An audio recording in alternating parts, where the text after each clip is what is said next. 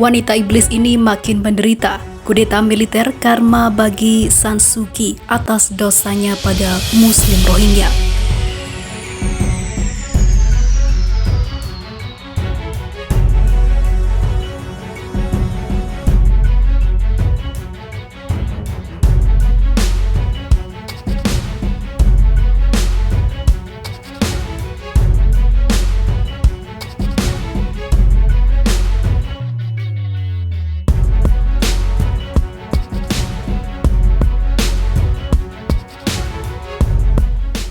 Militer Myanmar melakukan kudeta dan menangkap tokoh pro-demokrasi Aung San Suu Kyi hampir setahun yang lalu.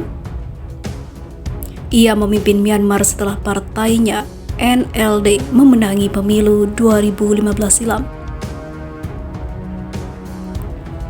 Namun citranya sebagai tokoh demokrasi tercoreng karena dirinya tidak menunjukkan pembelaan saat etnis Rohingya di Myanmar dibantai oleh militer.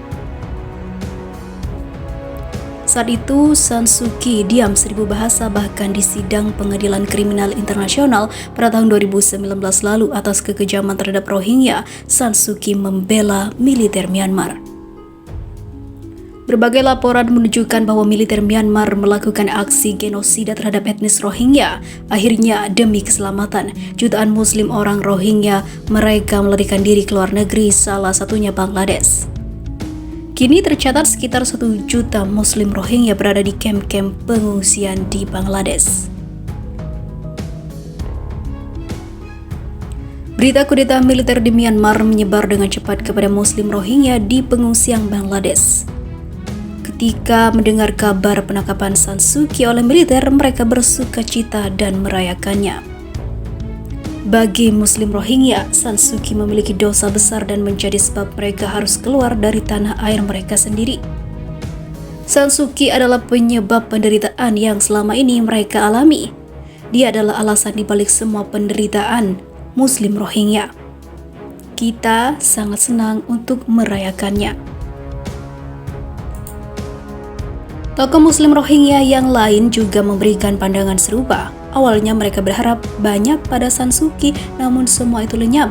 Dia, Suu Kyi adalah harapan terakhir kami, tetapi dia mengabaikan penderitaan kami dan mendukung genosida terhadap Rohingya, kata Muhammad Yusuf, seorang pemimpin di kamp tetangga Balu Khail. Yusuf menambahkan seandainya otoritas Bangladesh memberikan izin, mereka akan melakukan pawai perayaan atas penahanan San Suu Kyi. Kini kabar terbaru, San Suu Kyi akan dihukum lebih dari 100 tahun.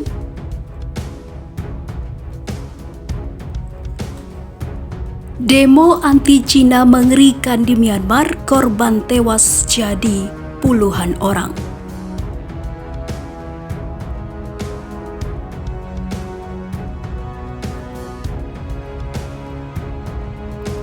Setelah sekitar 10 pabrik Cina dibakar, para demonstran yang benci Beijing,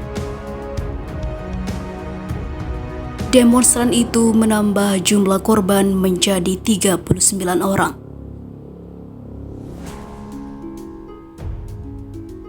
Data terbaru korban tewas itu disampaikan Asosiasi Bantuan untuk Tahanan Politik serta seorang polisi.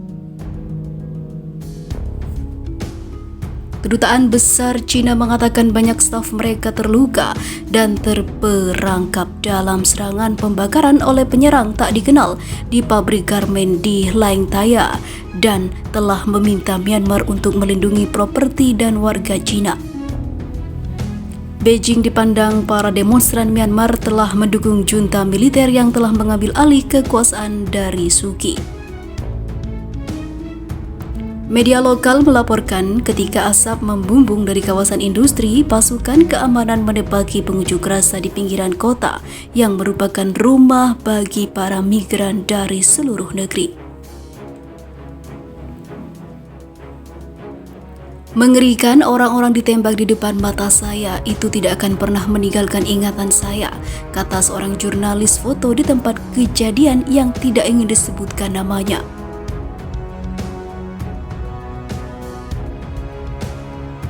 Televisi Miyawadai yang dikelola tentara mengatakan pasukan keamanan bertindak setelah 4 pabrik garmen dan pabrik pupuk dibakar dan sekitar 2.000 orang telah menghentikan mesin pemadam kebakaran untuk menjangkau mereka.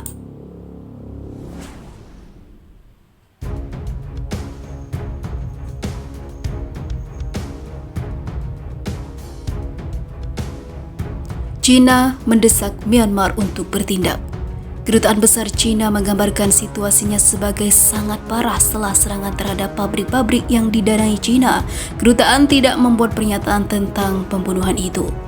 China mendesak Myanmar untuk mengambil langkah efektif lebih lanjut untuk menghentikan semua tindakan kekerasan, menghukum pelaku sesuai dengan hukum dan menjamin keselamatan jiwa dan juga properti perusahaan dan personel China di Myanmar, kata kedutaan dalam sebuah pernyataannya. Tidak ada kelompok yang mengaku bertanggung jawab atas pembakaran sekitar 10 pabrik Cina.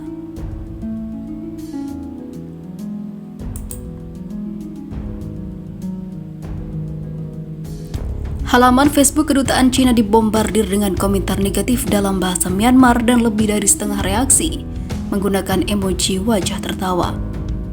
Sentimen anti-Cina telah meningkat sejak kudeta yang menjerumuskan Myanmar ke dalam kekacauan. Dengan penentang pengambil alihan militer mencatat kecaman diam-diam Beijing dibandingkan dengan kecaman Barat.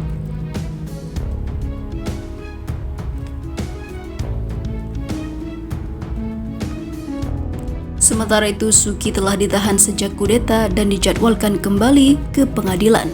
Dia menghadapi setidaknya 4 dakwaan termasuk penggunaan radio walkie-talkie secara ilegal dan juga melanggar protokol COVID-19.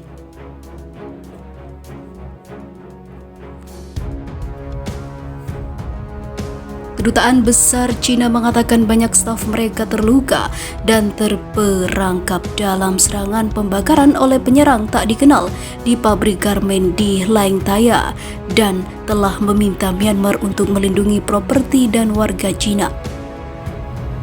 Beijing dipandang para demonstran Myanmar telah mendukung junta militer yang telah mengambil alih kekuasaan dari Suu Kyi. Media lokal melaporkan ketika asap membumbung dari kawasan industri, pasukan keamanan menembaki pengunjuk rasa di pinggiran kota yang merupakan rumah bagi para migran dari seluruh negeri. Mengerikan, orang-orang ditembak di depan mata saya, itu tidak akan pernah meninggalkan ingatan saya, kata seorang jurnalis foto di tempat kejadian yang tidak ingin disebutkan namanya.